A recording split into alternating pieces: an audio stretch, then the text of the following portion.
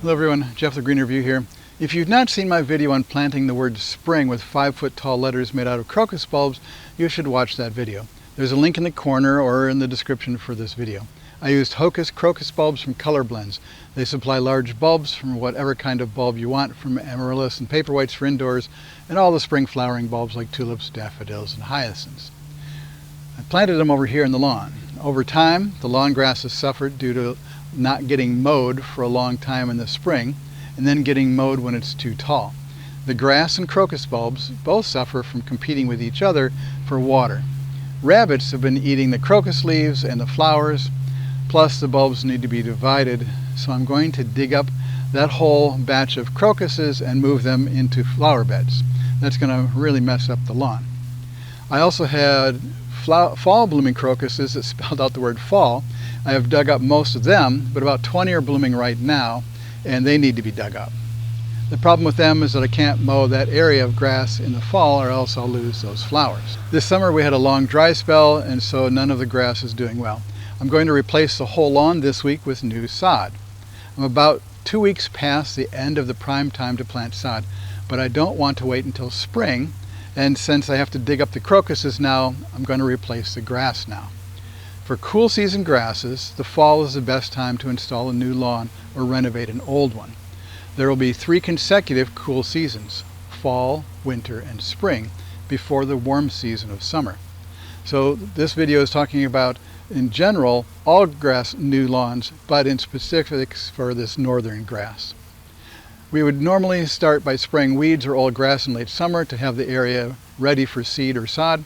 Warm days, cool nights, and expected rainfall favor cool season lawn grass growth at this time of year.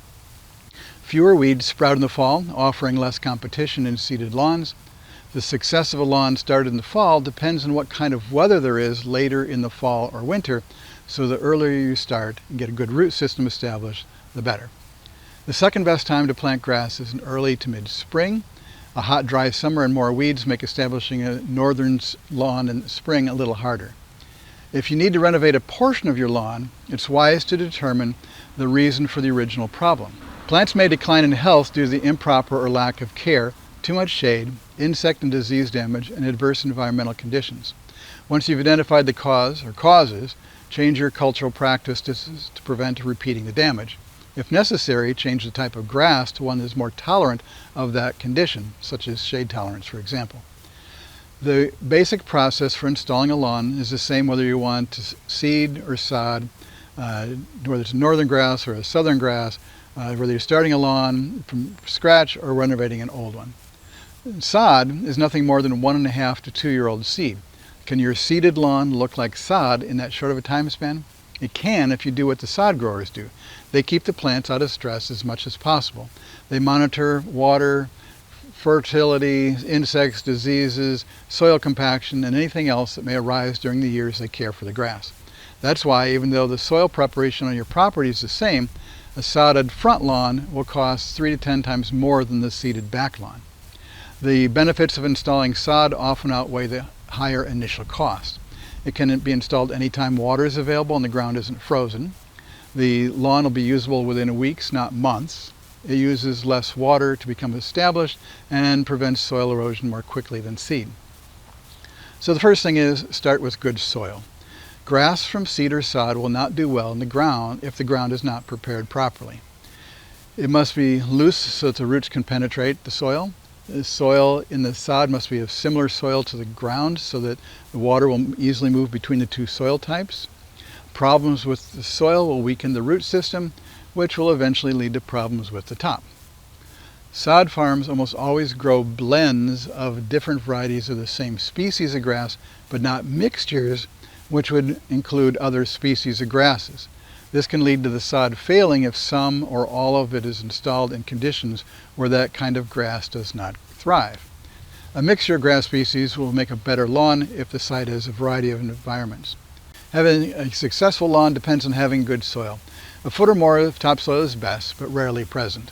If your house is under construction, ask for as much topsoil as you can get because you will only get one chance for this critical growing medium.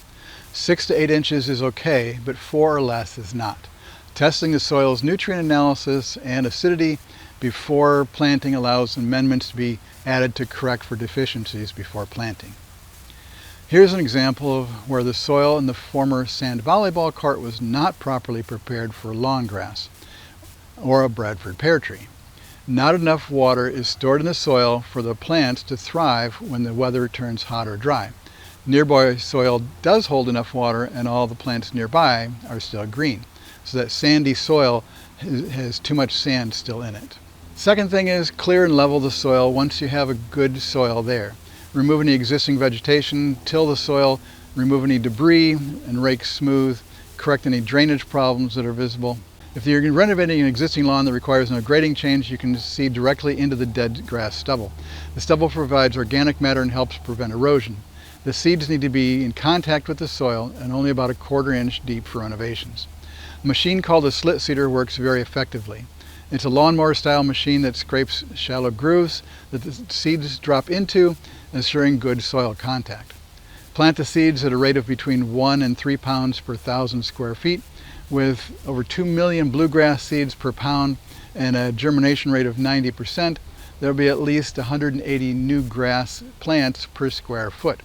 Thankfully, only a few of those plants need to survive to get a full lawn.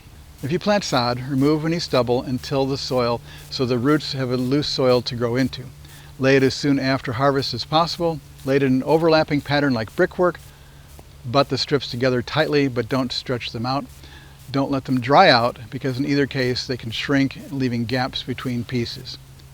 Sprigs should be planted the day they're harvested or as quickly as possible to keep them from drying out. Sprigging machines dig shallow trenches, plant the sprig, and cover it with soil. Keep the planted area damp until new leaves begin to grow, and cut back on watering as necessary.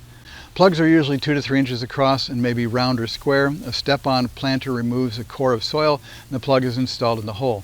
Depending on how far apart the sprig rows and plugs are planted, the soil may be completely covered in a few weeks to over a year. Weeds will need to be controlled on the bare areas. Use a starter fertilizer for seed or sod according to the labeled directions. Once the seeds are planted, it must stay continually moist like a damp sponge until the grass is growing. The key to a strong lawn is the word continually. A high water bill is useless if you water excessively one day and none the next. Waterlogged soil drowns the seeds. A hot, windy, or sunny day will dry out the top 1/4 inch of soil quickly. If it dries out, some seeds will die. To help keep the soil from drying out, use a thin layer of organic mulch. Water sod as it's installed and then maintain it moist until the sod is rooted into the soil. Rolling should only be necessary if you can't make good soil contact with the seeds or roots from normal watering. Lawn establishment is not difficult if you have lots of patience and lots of water. So what's this mean to me? Most people are very inconsistent when trying to water grass seed. The seeds are watered too much and then left to dry out. Grass seeds are small, the largest being about the size of a grain of rice, so they may need to be watered several times a day to stay moist. An automatic irrigation system is very beneficial. For smaller areas, a timer that attaches to the hose spigot may be all that you need. Don't worry about weeds when they come up with grass seed. There's nothing you can do about them at that point. Most of the weeds will be killed by the first frost or by the lawnmower. The few that are left can usually be taken care of with weed killers. Most of the weeds that come up are going to be broadleaf weeds, and they're easy to take care of with weed killers. Begin mowing when the grass reaches 4 inches and cut it back to 3 inches for these northern grasses. After it has been mowed for a month or so, you can cut back on watering and begin a weed control and fertilization program. And this is Jeff with the Green Review. Thanks for watching.